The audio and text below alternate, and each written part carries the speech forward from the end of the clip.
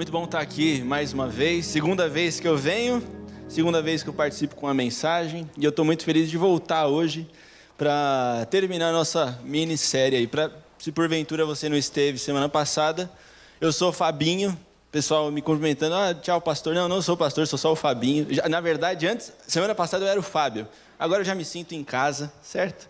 Uma igreja que é um lugar de relacionamento, e é de fato um lugar de relacionamento, que continue sendo cada dia mais. Então, muito prazer, eu sou o Fabinho, venho do Tatuapé, e a gente, semana passada, esteve pensando na seguinte lógica aqui, passando por algumas leituras do Evangelho.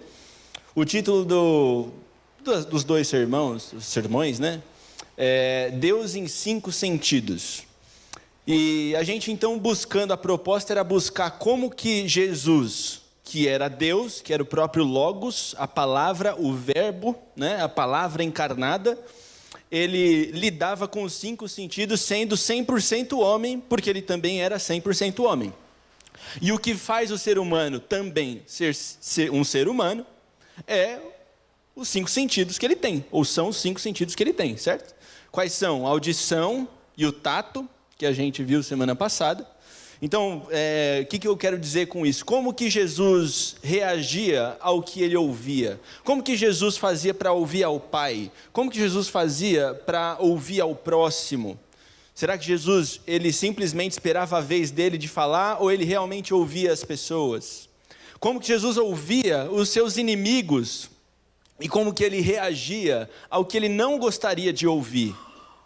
A gente viu um pouco disso. A gente viu também sobre como Jesus tocava as pessoas com o tato, certo? Como que Jesus abraçava as pessoas. Como que no itinerário de Jesus não existia essa coisa de imprevisto, certo? Ele contou, inclusive, aquela parábola famosa, que é a parábola do bom samaritano, em que todo mundo tinha o seu itinerário, todo mundo estava indo para a igreja, lá, sábado de manhã, não posso me atrasar, 9h30 vai começar a escola sabatina, eu tenho que estar lá, eu sou professor, não posso me atrasar. E aí, o bom samaritano, ele vai e ajuda, certo? Na contramão de toda expectativa, de qualquer parábola que poderia ser contada, Jesus, ele vai na contramão dessas expectativas humanas, usando os seus 5 sentidos. Então, com o tato, Jesus abraçava umas pessoas que ninguém estava esperando também, certo? E hoje, então, sobraram outros 3 sentidos, e a gente vai ver como Jesus, ele usava o seu olfato, como Jesus, ele usava o seu paladar, e como Jesus, ele via as pessoas, como Jesus usava a sua visão, certo? Breve resumo, a gente já vai, sem mais delongas, para a leitura bíblica, e antes de abrir a palavra de Deus, gostaria de fazer uma penúltima breve oração, certo? Feche seus olhos comigo. Senhor Deus, nosso Pai, nesse momento a gente vai abrir a Tua palavra juntos. Quando a gente abre a palavra sozinho, a gente tem bênçãos, há bênçãos ricas quando a gente abre a Sua palavra sozinho, mas o Senhor promete coisas ainda maiores quando a gente decide sentar em torno da Tua palavra, Pai, refletir sobre a Tua palavra juntos. E nesse momento a gente invoca o Teu Santo Espírito para que Ele mova os nossos corações. Se há algum texto, algum comentário que faça mais sentido para aquela ou aquela pessoa que está aqui hoje, Pai, abra os nossos ouvidos, que o Senhor possa mover o nosso coração, que o Senhor possa mover a nossa mente, que a gente não fique aqui simplesmente escutando comentários bíblicos de uma história passada, que essa história faça parte da nossa história também, que a gente possa viver aquilo que a gente aprende nesse momento com o Teu Santo Espírito. É o que eu peço e agradeço em nome de Jesus Cristo. Amém. Então vamos lá, o primeiro dos sentidos aqui de hoje será o olfato. Eu pergunto para vocês, tem algum chute aí? Eu pensei sobre essa mensagem e evidentemente algumas coisas eram mais óbvias do que as outras, né? E aí eu cheguei nessa parte, como que Jesus ele sentia o cheiro, né, das coisas, como que ele lidava com isso? Que história vem à mente de vocês? Vem alguma? Vocês se lembram de alguma história? Na verdade, eu trouxe 2. O perfume é uma, é a segunda.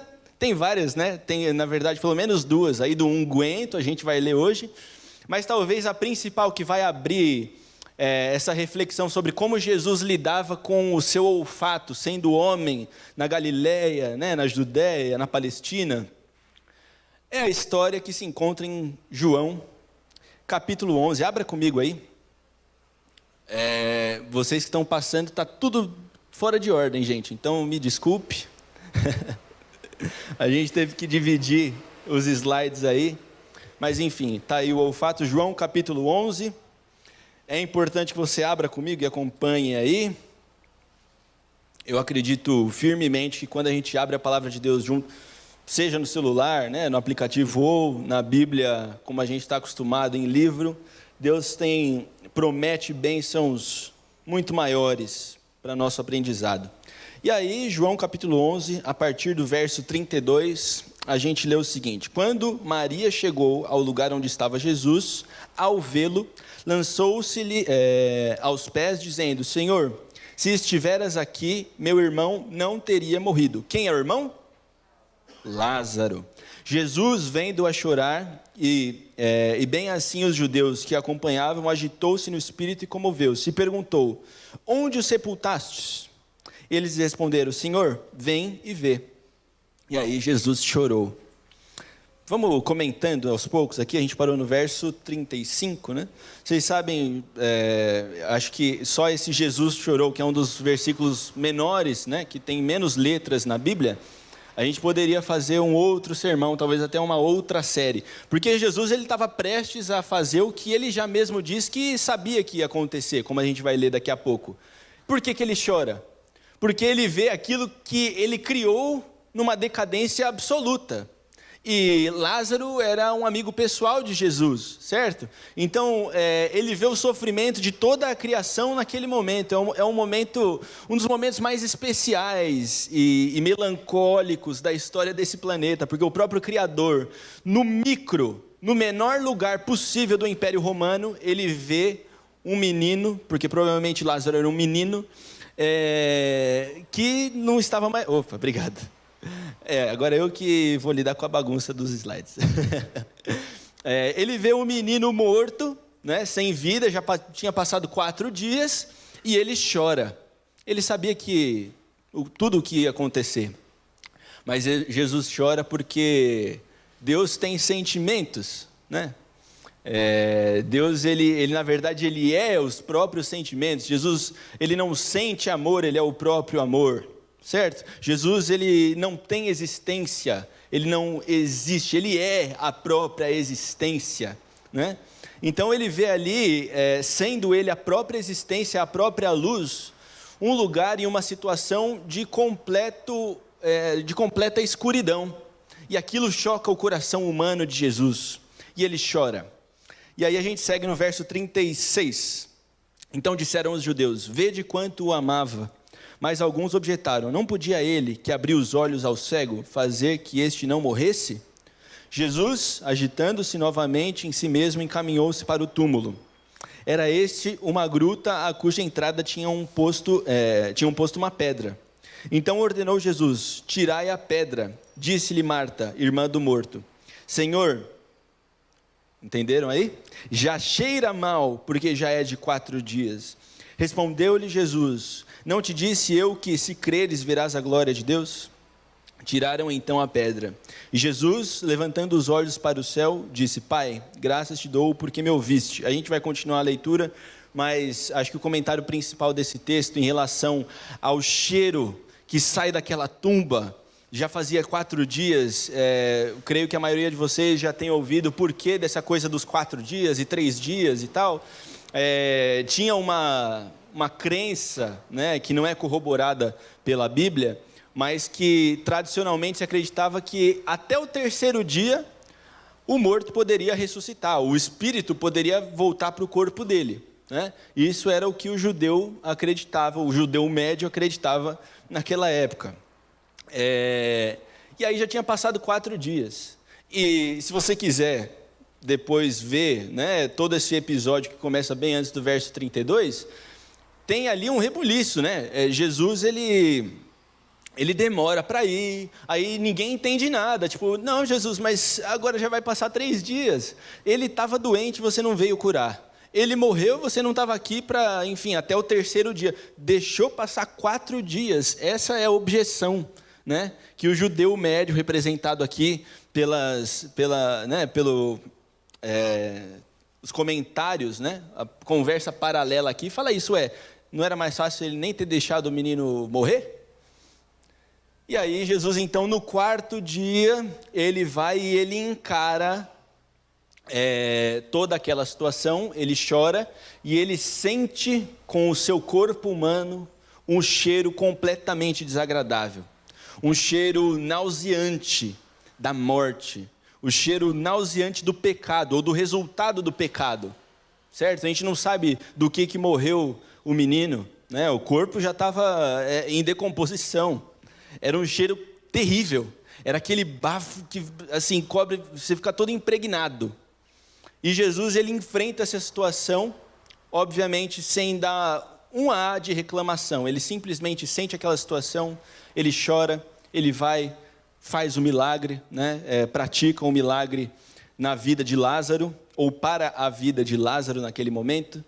E aí eu fico me perguntando o que é que a gente pode aprender com isso. Semana passada a gente terminou aqui numa vibe, né? Numa pegada bem,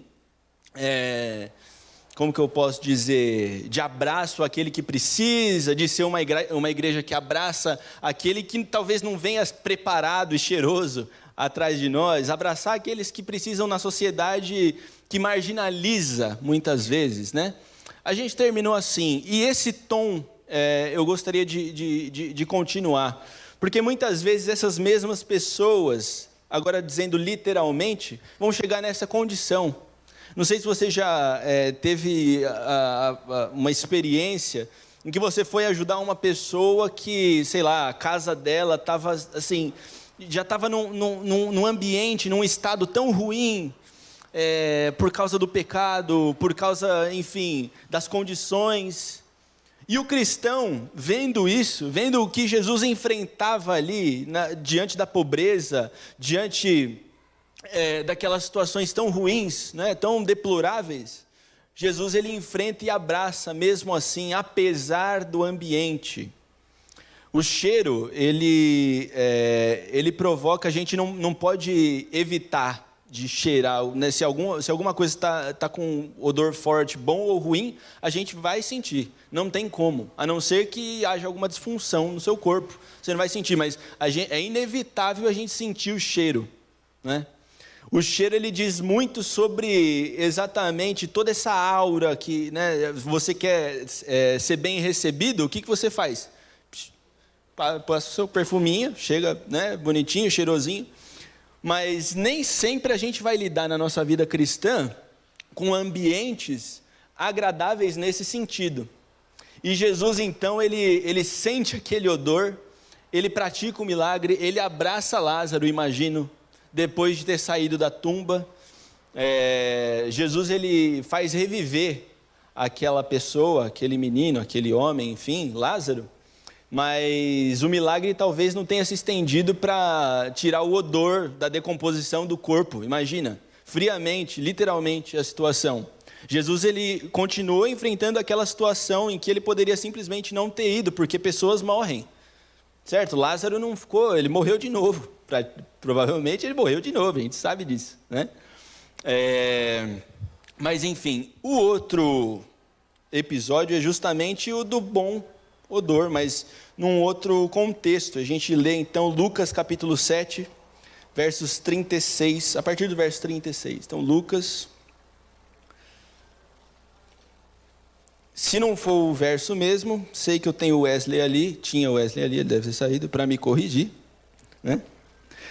Lucas capítulo 7, versos 36, a gente lê: a pecadora que ungiu os pés de Jesus convidou um dos fariseus para que fosse jantar com ele. Jesus, entrando na sua casa do fariseu, tomou lugar à mesa. E eis que uma mulher da cidade, pecadora, sabendo que ele estava à mesa na casa do fariseu, levou um vaso de alabastro com unguento.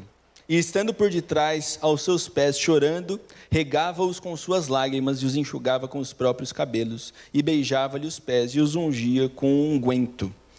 Para resumir a história, você sabe que isso vai ser mal visto, porque não por acaso, Jesus ele lidava, pode ser que não fique tão claro para nós hoje, leitores brasileiros da Bíblia, no século 21 depois de Cristo, mas lidar dessa forma com mulheres, o texto colocar mulher aqui é proposital, não tem nada assim por acaso. Uma mulher em que não se menciona quem era o marido e tal, né? Era completamente dispensável para qualquer cena em que um mestre estivesse. Mas não, o Evangelho e o mestre Jesus Cristo, ele trata de forma completamente diferente. E aí essa mulher, ela pega um unguento, acho que o Evangelho de João, se você quiser acompanhar essa história também, adiciona o adjetivo preciosíssimo. Então era um unguento preciosíssimo que poderia equivaler a 300 dias de trabalho. Ela pegou um ano inteiro de trabalho, que eu não sei nem se era dela, talvez tudo o que ela tinha, e uma lágrima inesperada chega a cair nos pés de Jesus ali, né?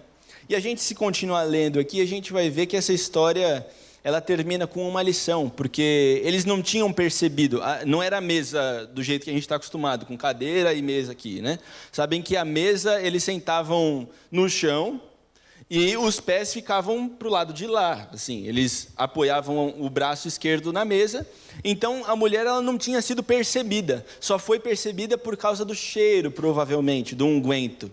E aí eles pensam, talvez não dirigem a palavra a Jesus, eles pensam, mas como pode, né? Ele está aqui, era na casa de Simão, Simão tinha sido curado, Jesus tinha sido convidado para comemorar a vida de Simão, ali na casa dele. E aí Jesus, ele é obrigado a explicar que o melhor que ela tinha, no sentido de também trazer aquela essência, a riqueza do ambiente que ela poderia trazer para lavar os pés de Jesus. A Bíblia, alguns comentaristas vão dizer o seguinte, que geralmente o convidado, ou ao convidado, se ungia a cabeça, mas ela vai aos pés de Jesus porque ela não se sentia digna, provavelmente não se sentia digna de ungir, né, o seu mestre ali. E ela chora, ela já entende que Jesus Cristo é o Messias, diferente de muita gente, até hoje, inclusive, que frequenta igrejas, né? Ela naquele momento teve o privilégio de lavar os pés do mestre, mas as pessoas não entendiam isso, e ela trouxe tudo o que ela tinha e foi recebida pelas pessoas de uma maneira completamente, assim, querendo dispensá-la, mas a Jesus lhe pareceu muito proveitosa a fé. Ele menciona a fé, né? A tua fé te salvou, no verso 50, vai-te em paz. Jesus, ele ignorava completamente as convenções pecaminosas, mas que muitas vezes a gente incorre durante a nossa vida, durante a nossa correria. Ele ignorava completamente o cheiro da pessoa, se ela estava cheirando mal.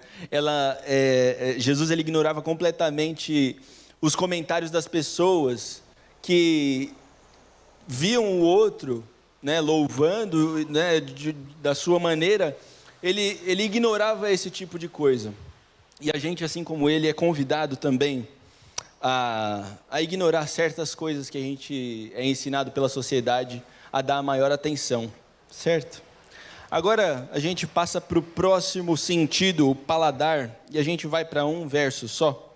Lucas capítulo 24, versos 36 ao 43. E o paladar é não sei se... não está passando, tá? O paladar eu não tive dificuldade nenhuma em encontrar, certo? Porque Jesus, ele gostava muito de comer. E a gente vai então para Lucas capítulo 24, a partir do verso 36. Deixa eu achar na minha Bíblia aqui também, porque eu não enxergo da tela. Lucas capítulo 24, a partir do verso 36. você vê que já está no final, já é o último capítulo do Evangelho de Lucas, e a gente lê o seguinte: falavam ainda essas coisas quando Jesus apareceu no meio deles e lhes disse: paz seja convosco. Eles, porém, surpresos, atemorizados, acreditavam estarem vendo um espírito. Mas ele lhes disse: por que estáis perturbados? E por que sobem dúvidas ao vosso coração? Vocês lembram, né, que Tomé, ele quis, nessa ocasião, tocar, né, mesmo as feridas de Jesus, as feridas que provavelmente tenham sido aqui no pulso e não aqui na mão, né? E assim, esse espírito que a gente vai ver aqui, a palavra no grego de um dos manuscritos aqui do livro de Lucas é fantasma. Então Jesus aparece para eles depois de ter ressuscitado, e aí a gente lê o seguinte: vede as minhas mãos e os meus pés, verso 39. Que sou eu mesmo, apalpai e me verificai, porque um espírito não tem carne nem ossos, como vedes que eu tenho. Dizendo isso, mostrou-lhe as mãos e os pés. E por não acreditarem eles ainda, por causa da alegria, e estando admirados, Jesus lhes disse: tendes aqui alguma coisa que comer? Então lhe apresentaram um pedaço de peixe assado e um favo de mel, e ele comeu na presença deles. Ali, para mostrar que realmente era ele, Jesus, né? Agora, sobre o paladar, a gente está falando de um episódio que acontece, querendo ou não, no Oriente Médio. E às vezes a gente não tem essa dimensão, assim, acho que toda civilização, toda cultura tem o que a gente chama de cultura em torno da comida, em torno de comer junto. E eu estava até comentando que vai ser a primeira igreja que é interessante, essa coisa do comer junto, vocês têm esse momento, né? O momento conviva, né? É um momento em que realmente a Bíblia nos ensina, sobretudo em Atos capítulo 2, versos 42 ao 47, por exemplo, que é um ato litúrgico, é um ato como se fosse uma parte do culto, comer junto, certo? Mas eu vou além, contando alguns testemunhos. Jesus, ele era enfático em propiciar momentos assim, certo? Acho que o símbolo máximo que a gente tem do cristianismo é, na verdade, o partir do pão, não é? É a Santa Ceia. Quando a gente vê Santa Ceia em Atos, ela pode ser entendida tanto quanto a Santa Ceia que a gente faz, né, na tradição aqui, com o suco de uva e tudo mais, mas também é jantar ou almoçar junto, né? E nesse sentido, um testemunho que eu tenho e que eu vou pegar firme agora sobre essa coisa do paladar, é um ministério muito especial. Eu estava trabalhando na liderança até ano passado, e esse ano, no Tatuapé, a gente está com os pequenos grupos, né? Eu e minha esposa, Dani, que está aqui hoje. A gente está com o Ministério dos Pequenos Grupos. E eu estou envolvido com esse ministério já faz algum tempo. Na verdade, desde que eu sou adventista, minha família chegou na igreja de Tatuapé, e a gente... assim, a alegria era tão grande da minha família, eu criança, né, ter voltado para a igreja, que meu avô, que é valente de Davi, não sei se tem valente de Davi aí, sabe que é a linha a vanguarda do evangelismo, do estudo bíblico e tal, né? E meu avô, ele saiu, assim, me dando um grande exemplo, né, de ministério. Ele saiu abrindo um pequeno grupo por dia na igreja. Tinha poucos pequenos grupos ali, já tinha alguns pequenos grupos, né? E eu cresci nessa convivência, né? Só que com a vida, e enfim, você cresce, você vai começando a entender como é que funcionam as coisas da vida, você vai viver com pessoas diferentes, e você começa a olhar para o culto do sábado de manhã, questionar algumas coisas que realmente precisam ser questionadas em relação ao que a gente faz aqui dentro desse lugar. Às vezes a gente tem um pensamento que não condiz com o que diz a Bíblia aqui, de chamar a igreja de santuário. A igreja não é santuário, a igreja é, na verdade, uma comunhão entre pessoas. Eu disse semana passada, comecei dizendo, porque é uma coisa que eu realmente levo no coração, igreja não é, em nenhum momento, vai demorar muito, vai demorar mais de 200 anos, cento e poucos anos depois que a Bíblia terminou de ser escrita, para a igreja virar um lugar, para as pessoas colocarem tijolo em cima de tijolo e apontar e dizer aquilo é igreja. Porque antes disso, igreja era reunião de pessoas. Aonde? Em casas.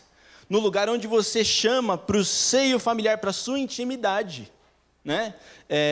E eu não lembro em nenhum momento na Bíblia a gente vê algo parecido com a abolição disso.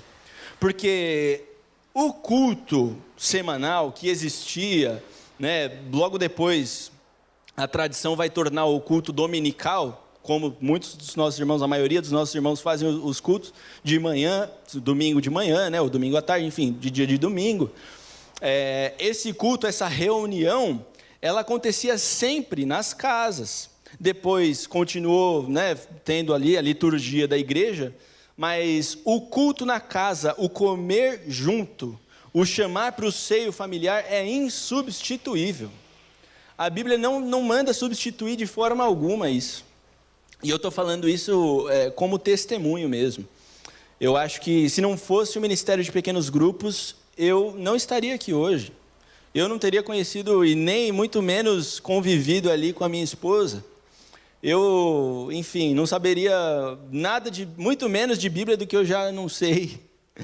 No pequeno grupo, pensemos assim, quando eu disse, né, que o paladar, a comida, o comer junto, é um ato litúrgico, é um ato de adoração.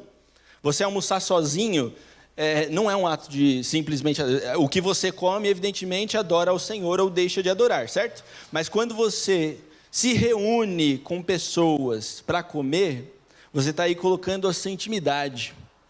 Quando você chama pessoas para dentro da sua casa e faz da sua casa o lar da igreja, quando você permite que a igreja entre no seu lar, existem bênçãos que não vão chegar até você se você não faz isso, se você não convive, porque um culto por semana é a cereja do bolo, é a sobremesa, é a celebração da criação. É isso que a gente pensa sobre o sábado. O sábado é a celebração da criação. Agora, o paladar, Jesus ele buscava esse contato o tempo todo. O tempo todo. E a gente tem, obviamente, vários desafios. E é desafiador você sair daqui e conviver igreja lá fora, dentro da sua casa. Porque dá trabalho. Porque você vai ter que limpar depois. Vai ser ruim porque tem que combinar. Vou chamar para minha casa. Mas eu vou ter que comprar. Eu tenho que preparar, mas eu não sei falar. Quem que vai fazer a meditação? Quem que lidera? Tudo isso é o desafio mesmo. Jesus, ele, com a sua forma de comer diante das pessoas, chamar para reuniões nesse sentido, ele ensina, ele é o fundador do ministério de pequenos grupos. O próprio Jesus Cristo, ele funda a ideia de pequenos grupos. Porque aqui, eu já ouvi na igreja uma coisa que para mim me soou muito absurda, mas muito real também. Tem gente na igreja que a gente chama de irmão, mas aí já ouvi assim, mas não é meu amigo pessoal e tal. Aí eu fico pensando, mas como assim? É possível ser irmão da igreja e não ser amigo pessoalíssimo? Você está indo todo sábado, ajoelhando do lado da pessoa, cantando louvor aqui junto com a pessoa. Você está querendo ir morar eternamente com a pessoa em outro lugar, e você não a trata como um amigo pessoal, ou pelo menos tenta, porque há divergências. Não existe igreja sem divergência. Então, eu acho que é uma coisa que não poderia passar batido em relação a isso. Eu acho que se a igreja tem muito o que crescer, e muito das conquistas de uma igreja, sobretudo no nosso contexto adventista do sétimo dia, passa por esse lugar. É esse lugar em que a gente coloca os nossos recursos, os nossos dons, e está certo, não estou falando contra isso. Mas uma igreja viva, ela precisa conviver durante a semana, e não só pelo WhatsApp. Uma igreja viva espiritualmente, uma igreja que coloca a gente ali, uma igreja que batiza, que muda vidas de pessoas, e não só traz outros adventistas de volta, é uma igreja que convive. É uma igreja que come junto, uma igreja que conversa junto. Então, eu posso estar falando aqui para alguém que já pensou sobre esse ministério, não é um ministério secundário. É o principal meio de ganhar almas, é o principal meio de fazer com que isso daqui que a gente faz todo sábado tenha sentido. Ministério de pequenos grupos, abrir a sua casa para que a igreja entre, porque a igreja não é lugar, a igreja são pessoas. A gente fala isso como se fosse uma coisa bonita, né? Mas não, está na raiz do que Cristo praticava. Então, se você... E aí, assim, pequenos grupos podem se formar a partir de convenção geográfica ali, certo? A gente pode... Bom, mora perto da minha casa, então vamos, legal. De 15 em 15, uma vez por semana, não importa. Tem que ter esse compromisso fora da igreja, porque as coisas que a gente faz aqui não são o absoluto da nossa fé. Se forem, a gente já está perdido. Certo? A gente precisa de pessoas que nos vigiem também durante a semana. A gente precisa de pessoas com quem contar, com quem chorar. No meu pequeno grupo de sexta-feira à noite, todo dia alguém chora. E é aquele lugar seguro que a pessoa tem. Então, se você sente no seu coração, convide, não precisa ser muita gente, não precisa ser a igreja inteira, 6 pessoas no mínimo aí, tá bom, para você começar o seu pequeno grupo, trazer bênção para dentro da tua casa. É assim que você traz bênção à força para a sua casa, porque quem prometeu foi Deus. Trazer as pessoas para comer junto com você é bíblico demais, tem poucas coisas tão bíblicas quanto essa. Então, se você sente no seu coração esse chamado, é um chamado especial. Seja anfitrião de um pequeno grupo. Lidere um pequeno grupo. Certo? E tudo isso por causa do paladar. Porque Jesus foi o fundador do Ministério de Pequenos Grupos. E ele começava pelo paladar. Certo? Toda vez que Jesus ele terminava de pregar, ele estava pregando, lembra de Zaqueu? Né? Zaqueu estava lá, Jesus prega, e Zaqueu estava lá porque ele queria ver Jesus. Zaqueu é um dos únicos ali que vão para ver Jesus. Ele não estava doente, ele não estava pobre, ele não estava nada disso. Ele sobe porque ele queria ver Jesus, ele sobe na árvore porque ele queria ver Jesus. Jesus aponta, Zaqueu, terminei, agora vamos lá para um pequeno grupo, abrir um pequeno grupo na sua casa. Eu quero almoçar na sua casa, certo? Sobre o paladar, era assim que Jesus usava o paladar, para se conectar com pessoas, para dizer que é muito mais fácil chamar quem precisa do evangelho para dentro da sua casa, onde há igreja, do que para uma reunião como essa que a gente tem hoje, que a gente foi acostumado assim, é a nossa tradição, mas pode ser que tenha gente lá que Jesus está mandando a gente ir buscar, que não vai se adaptar de primeira, certo? E a gente tem que fazer o culto dentro da nossa casa. A Bíblia prega isso o tempo todo, não é só o Novo Testamento não, e nem só com Jesus, depois a igreja vai se manter dessa forma.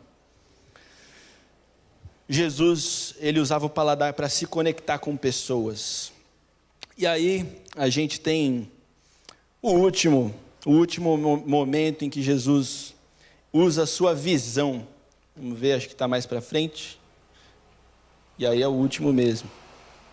Estão vendo aí?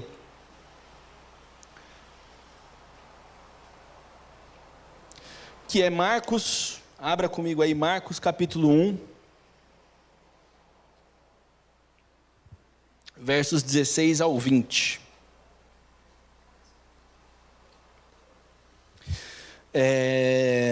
A gente falou sobre o tato semana passada, né? E assim como essa coisa do paladar, uma vez eu convidei um amigo, que hoje é meu amigo, né? Foi um rapaz, ele era do Egito, o nome dele é Hassan, grande amigo meu. E ele não é adventista, ele não falava português quando ele chegou.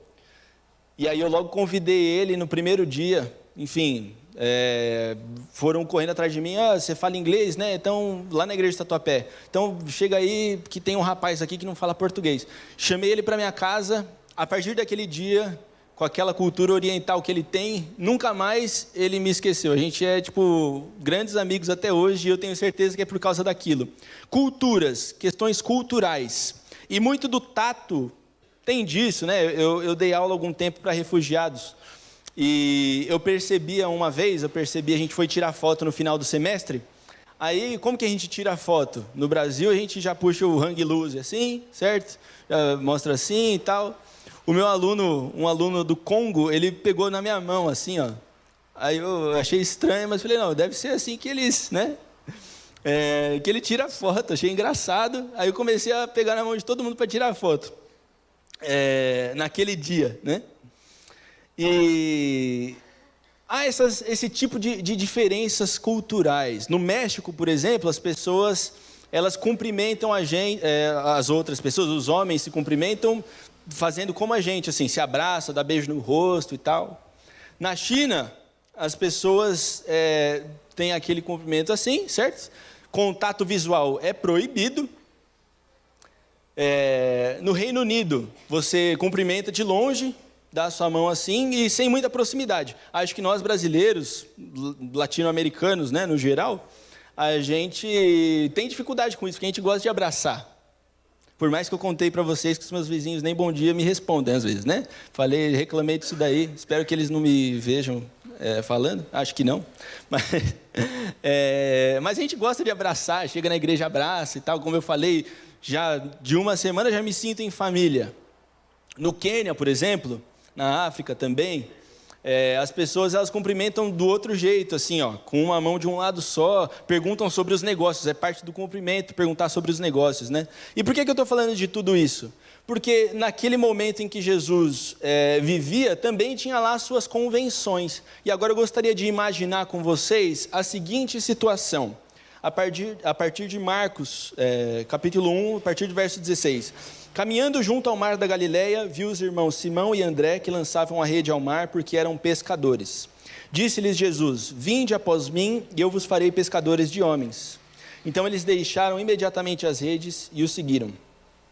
Pouco mais adiante viu Tiago, filho de Zebedeu, e João, seu irmão, que estavam no barco consertando as redes. E logo os chamou. Deixando eles no barco, a seu pai Zebedeu com os empregados seguiram após Jesus.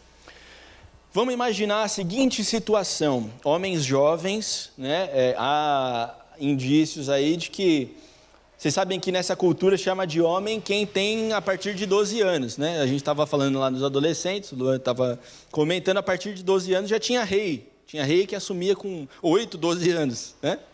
Então, e foi oportuno o momento das crianças, Pedro, Tiago e João no barquinho, estavam lá no mar da Galileia, e ali, aquilo era um negócio da família, certo?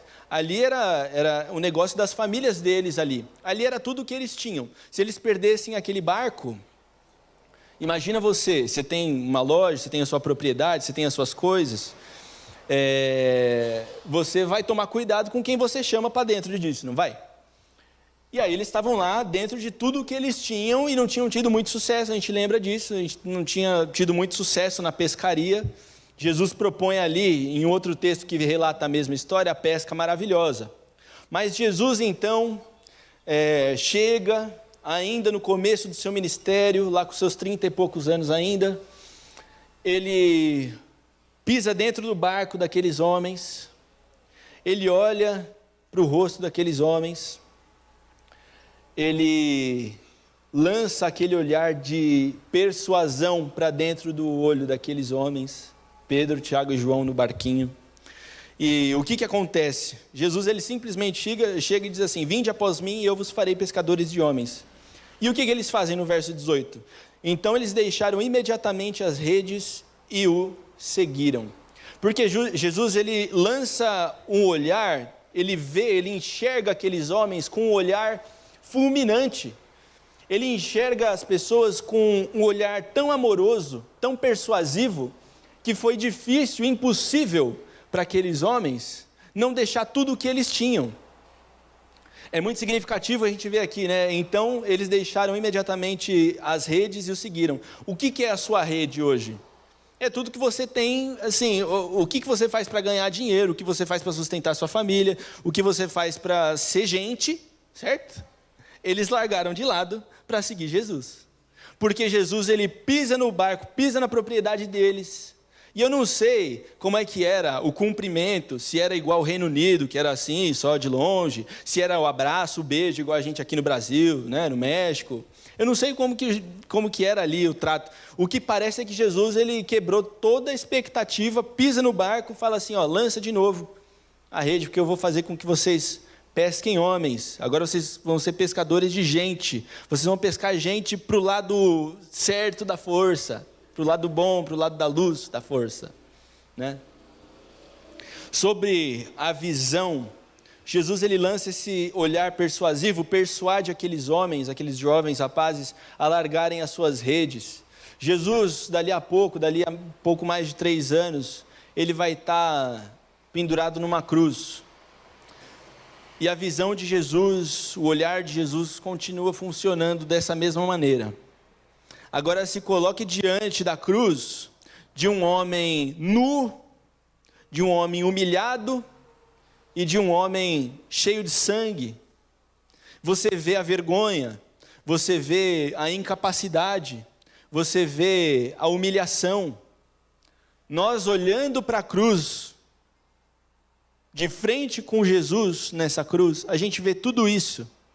Mas ele devolve o olhar dele. Jesus ele devolve o olhar para você. Vocês estão de frente um para o outro.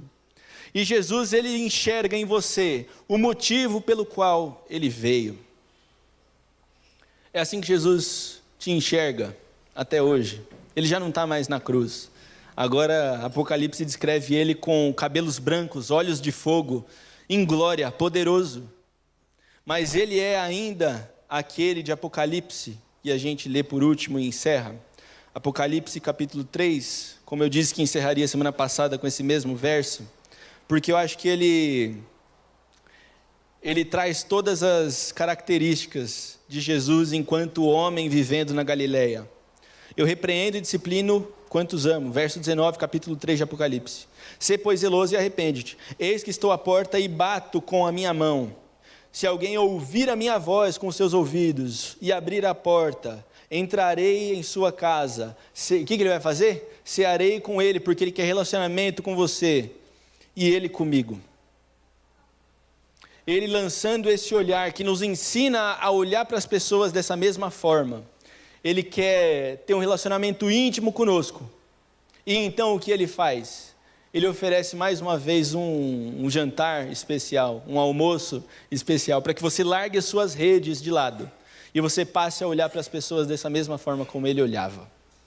Que nessa igreja o Espírito Santo mais uma vez enche os nossos corações e que a gente possa seguir nesse contexto aqui, nesses quarteirões, que a gente possa seguir o que Jesus fazia enquanto homem, enquanto convivente ali com as outras pessoas, nas suas mais diversas situações.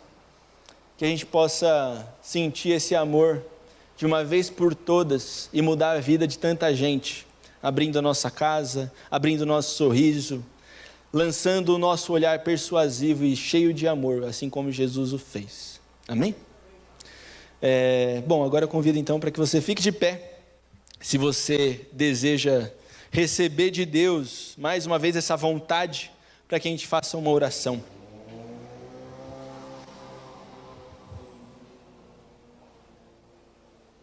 Oremos. Senhor Deus, nosso Pai, a gente ouviu mais uma vez os seus exemplos, a gente ouviu mais uma vez o que Jesus fazia enquanto esteve aqui na terra com os seus 5 sentidos de homem, Pai.